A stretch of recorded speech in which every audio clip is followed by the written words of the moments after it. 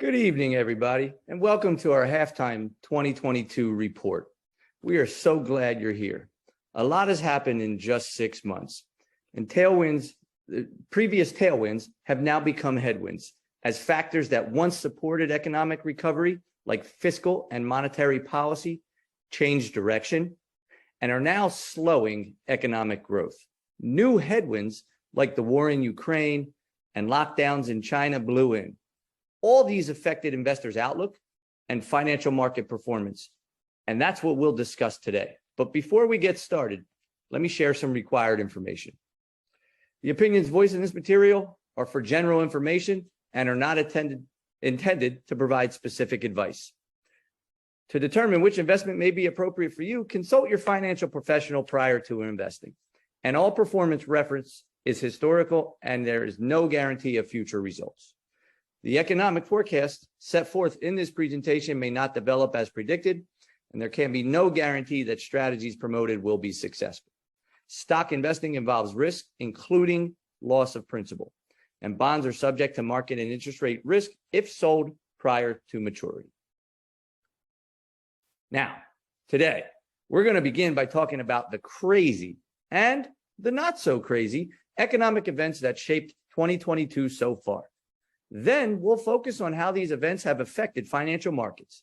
Finally, we'll talk about what may be ahead in 2022.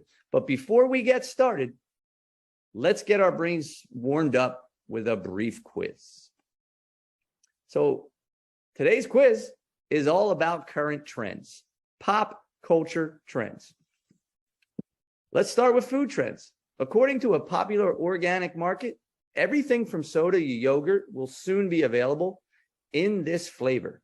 Any idea what flavor it is? Is it basil, cinnamon, hibiscus, or rose harissa? Honestly, I don't even know what rose harissa is, but guess what? The answer is hibiscus. Hibiscus tea has always become a good source of vitamin C, or has always been a good source of vitamin C. But now, you'll soon be seeing more hibiscus flavored products as we move forward. Okay, what is this? Bonus points if you know what it's telling us as well. Well, guess what? It's a Wordle score. Wordle is a daily word game that has become wildly popular. I know my mom does it. I know my sister does it. I don't have time. But people often send their score boxes to each other or post them on social media. And those score boxes have inspired a new art form, Wordle in paint.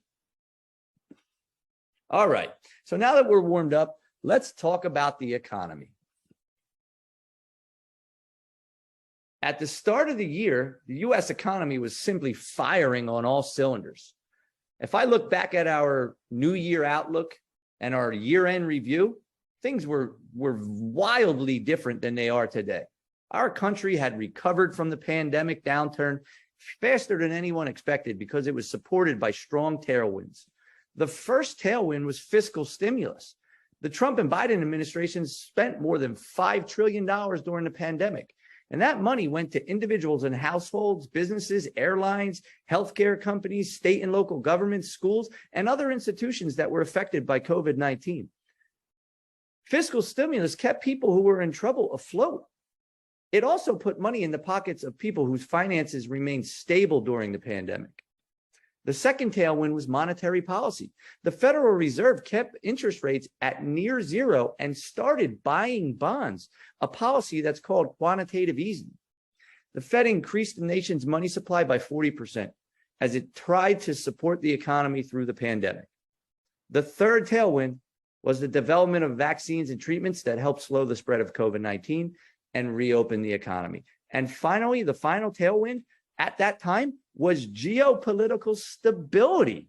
The US and China trade tensions were creating some rough waters, and Russia was massing troops near Ukraine, but everyone was recovering from the pandemic, and there was hope that trade issues would be resolved and Russia would back off. Together, all this helped to lift the economy out of a recession in record time. On top of that, last year, the US economy grew by 6.3% after inflation. During the first quarter of this year, much to the consternation of analysts and economists, and economists, the economy contracted by 1.6%.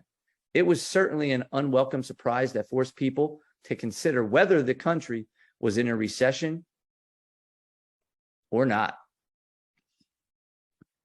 For example, the ISM Composite Purchasing Manufacturers Index, which measures how well manufacturers are doing, was above 50. Now, any reading above 50 means that the economy is still growing. In addition, jobs growth was strong, both in the service industry, which was hit the hardest. Unemployment was low at 3.6%. Labor force participation was up, and consumer spending was increasing. Since consumer spending accounts for 3/4 of economic growth, the contraction during the first quarter was a bit of a mystery. People were out and about spending money. There's no question about it. So analysts dug a little deeper into the data to figure out what happened. The first thing they did was see how the four components of economic growth affected gross domestic product, or GDP. GDP reflects all the goods and services a country produces in a specific period of time. It measures four components: consumer spending, business investment, government spending, and net exports. The first quarter, consumer spending increased, and so did business investment. However, government spending dropped, but not enough to offset the strength of the consumer and businesses. The main reason the economy shrank during the quarter was because our economy recovered faster than other economies around the world. As a result, U.S. purchased more goods from overseas than other nations purchased from us, and that caused the economy to shrink the first quarter. So the story is fairly straightforward. The Omicron wave, the war in Ukraine, and new lockdowns in China took a greater toll on growth abroad than at home. The question on many people's minds was, would it happen again the next quarter?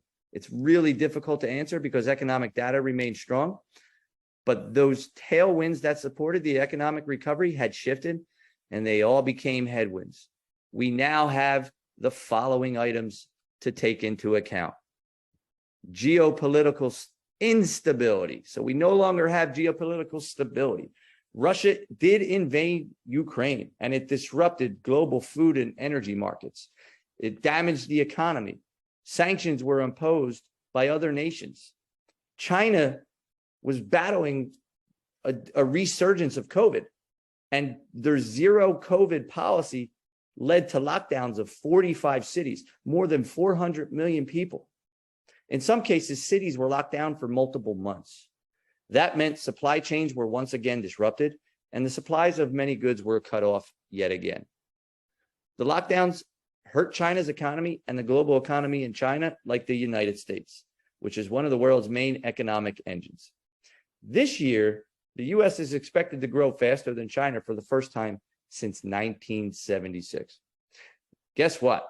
Next up, fiscal stimulus and monetary policy now have become headwinds. Fiscal stimulus ended, no more checks, right?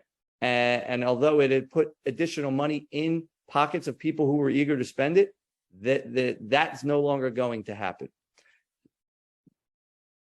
Lastly, the Federal Reserve began to tighten monetary policy, as we know, raising interest rates. We're now also battling with inflation. Inflation is the average price we pay for goods and services. And thus far, during the course of the first half of this year, has been a thorn in the side of U.S. consumers. Inflation is affected by supply and demand as well as money supply. It has been increasing because of fiscal and monetary stimulus. American households and businesses were flush with cash and credit, which was readily available. However, because demand for goods was booming, but there aren't enough goods available because of supply chain issues, that causes prices to increase. Inflation intensified after Russia invaded, Ukraine, and China began locking down their cities. So what you're looking at here, the table shows changes in PCE, Personal Consumption Expenditures Price Index. This is the Fed's preferred measure of inflation because it's broader and more timely because of consumer behavior. It takes into account substitutions, right? The core PCE is important because food and energy prices are volatile and often change swiftly. As a result, you can see the PCE was 6.3% in May. Core CPE was 4.7% in May. So rises, across the first half of this year, PCE has either remained level or has increased, but as you can see, it's highly elevated compared to prior years. Consumer sentiment. Are people feeling optimistic or pessimistic? Well, guess what? More people are starting to feel pessimistic. In June, the University of Michigan Consumer Sentiment Survey showed that consumers' sentiment had reached a record low. The most common reason for consumer pessimism is inflation, of course. So what is the most important financial problem facing your family today? Well, what we found, cost of living is the most important financial problem facing your family today. It's not lack of money and low wages. It's not cost of energy or oil. It's not cost of owning a home. Again, it's the cost of living and inflation. And inflation affects the way we think. A recent poll conducted by the Washington Post and George Mason University shows that 87% of people surveyed were making a bigger effort to find cheaper products. That's the substitution effect we were talking about. 74% were delaying purchases and 59% were saving less. 59% were also driving less, so on and so forth. Guess what? People are changing the way they live their life. And this is happening right now in real time. So in an op-ed for Barron's, Richard Curtin, chief economist, University of Michigan Surveys of Consumers, explained the situation has been termed inflationary psychology. Consumers purposely advance their purchases in order to beat anticipated future price increases. Firms readily pass along higher costs to consumers, including the future cost increases that they anticipate. Expected inflation becomes a self-fulfilling prophecy, and everyone gets used to it. It's a double, it's a vicious circle. The Federal Reserve was late to act on inflation, and now it has to respond more aggressively. The Fed stopped buying bonds, began to shrink its balance sheet. It also began increasing the federal funds target rate, which influences interest rates overall. Last December, the Fed funds rate was near zero. In March, the Fed raised rates 0.25 to 50% or 0.5%. And in May, it lifted it by 0.75 to 1%. Lastly, in June, the Fed increased the Fed funds rates again, this time by 0.75 of a point, bringing it to 1.5 to 1.75%. By the end of this year, investors anticipate the Fed funds target rate will be 3.25 to 3.5%. That is one heck of a significant increase over the course of a single year. But please note, it's not even close to what was it, to the highest Fed funds rate ever, which was in 1980 at 13.5%. So we're increasing, but we're not quite near the highest of naturally, and we don't expect to get anywhere close to that highest number. So in a nutshell, right now, there's a lot of uncertainty. There's a lot of second guessing the Fed's monetary policy.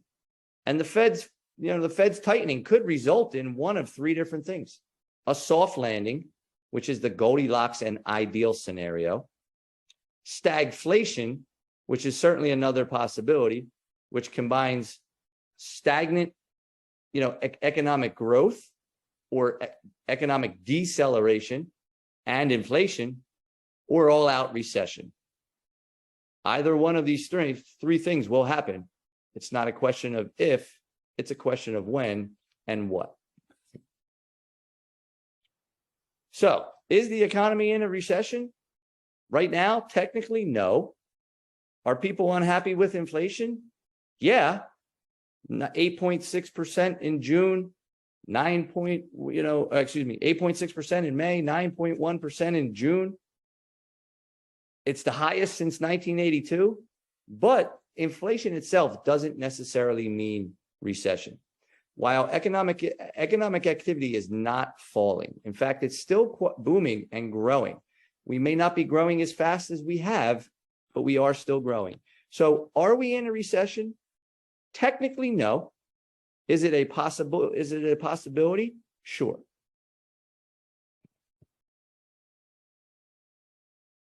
Well, moving on, right? Financial markets. Financial markets hate uncertainty. And this year has certainly been full of uncertainty. And that's one reason the bull market in stocks has ended. We're in a bear market, although bears may prefer that the market be called something else. We just lived through the worst first half for stocks in 50 years. All indices experienced significant losses.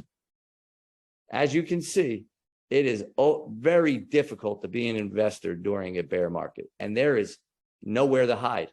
I want to take note, Barclays aggregate bond down 10%.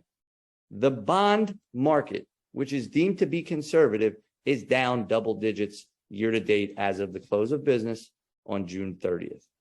It is a very difficult year, and we understand that. In addition to watching the value of savings and investments decline, heightened market volatility can certainly be unnerving, and volatility has been one of the defining characteristics of the U.S. stock markets during 2022. There were 63 moves of 1%, 26 moves of 2%, and 7% moves of 3%. 2022 is poised to be one of the most volatile years ever. Even though we're experiencing a bear market, not all sectors of the market have declined in value. Energy is actually up 35% year to date. Utilities are up 10% year to date. And then many other commodities that you see, consumer staples, healthcare, real estate, materials, financials, industrials, they've all experienced declines. It's been very difficult. Company earnings are lower than they were during the pandemic recovery, but guess what? They remain strong. The first quarter, year over year, blended earnings growth for the S&P 500 was 9.2%, meaning profits were up. Earnings growth slowed during the second quarter, but it's still expected to increase every quarter and finish with profits up 10.2% for the year. That's pretty darn good. So let's utilize this and see it as the tailwind that it potentially may be. And guess what? Price to earnings have fallen, right? Price to earnings ratios have come down dramatically, right? The historic average of the S&P 500 is 15.97%. On June 30th of 21, PE ratios were 26%. On June 30th of 2022, they dropped all the way down to 19 and closer to historical averages. This is a good thing. This is this makes stocks a bit more, fair valued, if I may say. This chart shows the CAPE ratio, which is a measure of the price of a stock relative to its earning using the average inflation adjusted earnings for the previous 10 years. As you can see, it suggests that stocks do remain fairly quite expensive relative to, prior years. Share valuations have been at exceptional levels for many reasons. One is that the U.S. stocks has offered very attractive levels of income compared to bonds. But now that interest rates are increasing, bonds become more competitive, and other investor opportunities to invest for income, and they become other investment opportunities to invest for income with less risk. If investors begin to move assets from stock to bonds, this could push share prices even lower, which ends up being a good thing for economic rebounds. Bottom line is the stock market downturn suggests that many investors expect a recession. They may be right, but they could be wrong. Back in 1966, following 2 decades of uninterrupted economic growth and stock market gains, a bear market arrived. The S&P 500 index dropped 24% over 8 months before the bull market began. The market downturn was unnerving, but there was no recession. That year, economist Paul Samuelson, who was the first person to win a Nobel Prize in economics, quipped in a Newsweek interview, the stock market had predicted 9 out of the last 5 recessions, if that makes sense to you. That's a joke, pun intended. In 2016, CNBC decided to fact-check Paul Samuelson. They looked back at 13 bear markets that have occurred in the post-war era. During each of those downturns, stocks fell by 20% or more and stayed down for more than 1 month. CNBC reported that 7 of the bear markets preceded recessions. So Samuelson was right. About half the time, bear markets lead to recessions. We just don't know where this one will lead to yet. We are in a bear market for bonds too. The driver behind a bear market is inflation, which caused the Feds to raise rates. So bond rates followed as well. Again, just nowhere to hide. Here we see the yield on the benchmark 10-year Treasury note over the past 5 years. At the start of this year, the yield was about 1.6%. By the end of June, it was 2.98%. The orange line is the break-even inflation rate. It tells us that what bond market thinks inflation will be on average over the next 5 years. At the end of June, the break-even rate was 2.58%. So although we've climbed higher, market expects it to be lower down the road over the next 5 years. The U.S. Treasury yield curve, the U.S. Treasury bond yield curve is a well-respected recession indicator. The Financial Times explained that the U.S. yield curve in particular, thanks to central positioning of the dollar and the global financial system, acts as a kind of barometer of investors' collective wisdom about the future path of world's largest economy and the strong record in signaling downturns before they arrive. So when we say stocks lead, bonds actually lead stocks. That's the market we want to look at. In normal circumstances, yields on treasuries rise as maturities get longer. So a 2-year treasury bill will normally yield less than a 10-year treasury note. On occasion, shorter maturity treasuries yield more than longer maturity treasuries. This is unusual because investors normally want to earn a higher interest rate when they lend money for a longer period of time. When the 2-year treasury yields more than the 10-year treasury, it can be a signal that a recession may occur 12 to 24 months in the future. The most accurate indicator, though, is the spread between the interest rates on a 3-month treasury bill and a 10-year treasury note. At the end of June, the 3-month treasury bill was at 1.72%, and the 2-year treasury was yielding 2.92, and the 10-year was yielding 2.98. So we haven't quite inverted on the more important and more reliable yield curve factor.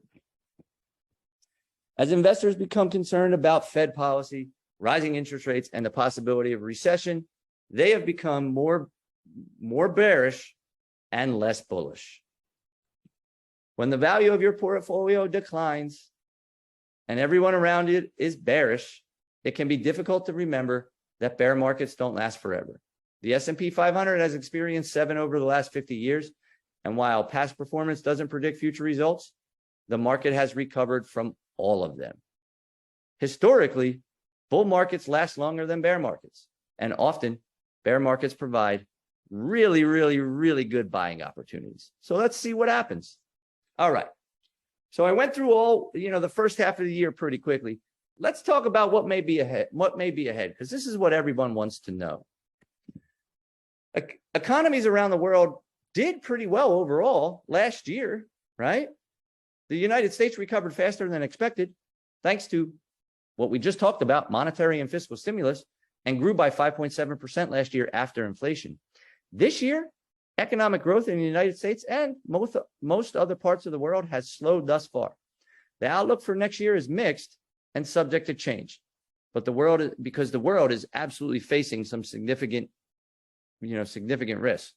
But reality has it, for the majority of the developed nations and the majority of developing nations, we do expect further economic growth. The war in Ukraine is one of those risks. We don't know when it will end. We don't know whether Putin will expand the war. And we don't know exactly how the further impact will ensue. What we do know is that Putin's decision to invade Ukraine and the sanctions that followed have affected food and energy supplies across the world. So any resolve in this situation is an economic positive throughout the balance of 2022. This goes without being said. This is something that, obviously everyone, knows and understands. Spillovers from the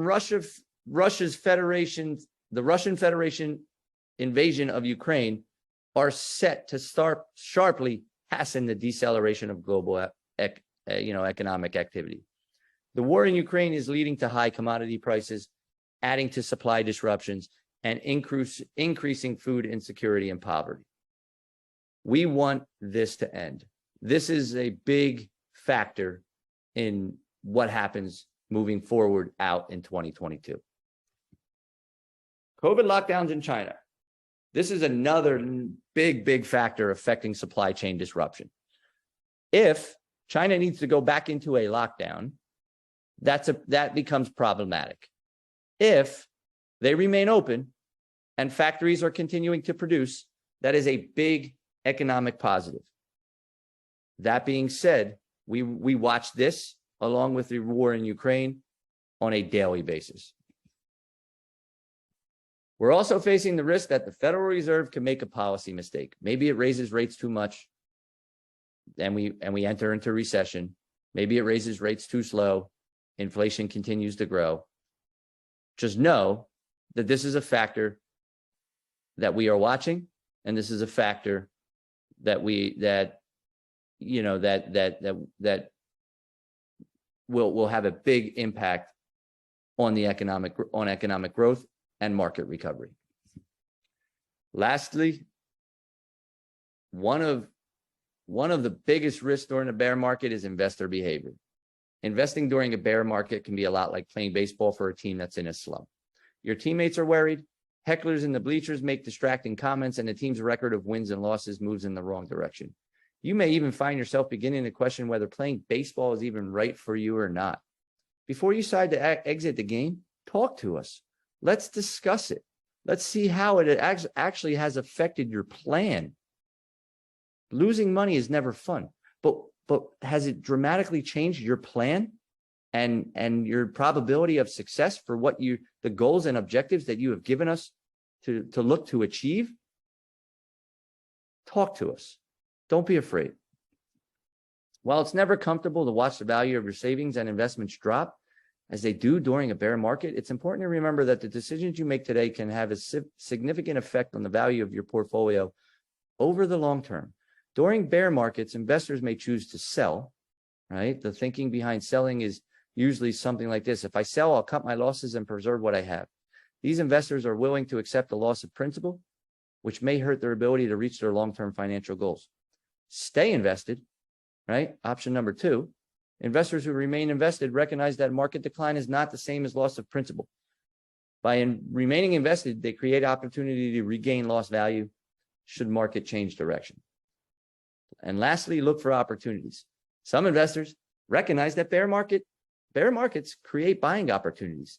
These investors work with their financial professionals to identify ways to position for gains should the market recover. The goal of investing, after all, is to buy low and sell high.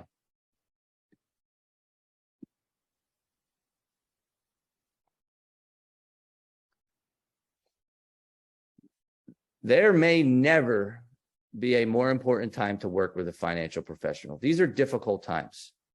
Studies have shown that financial professional may add over 3% of annual performance value. Not all what we do is investment related. Much of what we do is emotion related. As we're in the home stretch, let's see what some experts have to say, and then I'll close this presentation. Brian Swint is the acting deputy bureau chief of Barron's. On July 1st, he wrote, the first half of the year was terrible, worst in decades for stocks. Arguably, the biggest single cause of misery was the spike in oil prices. Russia's invasion of Ukraine accelerated a rise that was already building as the world emerged from the pandemic. To be sure, a lot of damage has already been done by high energy prices. But if they fall back soon, as history suggests they should, the second half of 2022 could be much better than most people currently expect. I love that. Seth Carpenter, who is the global chief economist at Morgan Stanley, wrote an article for Financial Times, which he opined that the current situation is not like the 1970s. He wrote the 1970s, but consider the following. In 1970, anyone 40 or older had already seen 3 episodes of inflation comparable to that of the present day. Today's 40-year-olds have seen nothing comparable, and in fact are more familiar with deflationary trends than inflationary ones. In 1970, the thought must have been, here we go again, whereas today the question is, what's next? David Rosenberg, president, chief economist, and strategist at Rosenberg Research, which is an economic consulting firm in Barron's, wrote, we certainly hope for a soft landing this time around, but in my 35 years in the business, hope is rarely an effective investment strategy. The backdrop is one of a peak in liquidity and economic cycle. And what follows is the natural expunging of excesses, meme stocks, cryptocurrencies, speculative NASDAQ 100, even residential real estate, which is a huge price bubble in and of its own. And then the rebirth, the rebound. The Economist encouraged investors to remember that downturns can obscure opportunity. Most important, the opportunity for innovation remains vast. The potential market for technology products has expanded hugely beyond the bastions of business and consumer computing to affect all parts of the business world, from biotech to supply chain monitoring. What emerges from chaos will be a leaner, more efficient industry, and one that will remain a powerful force.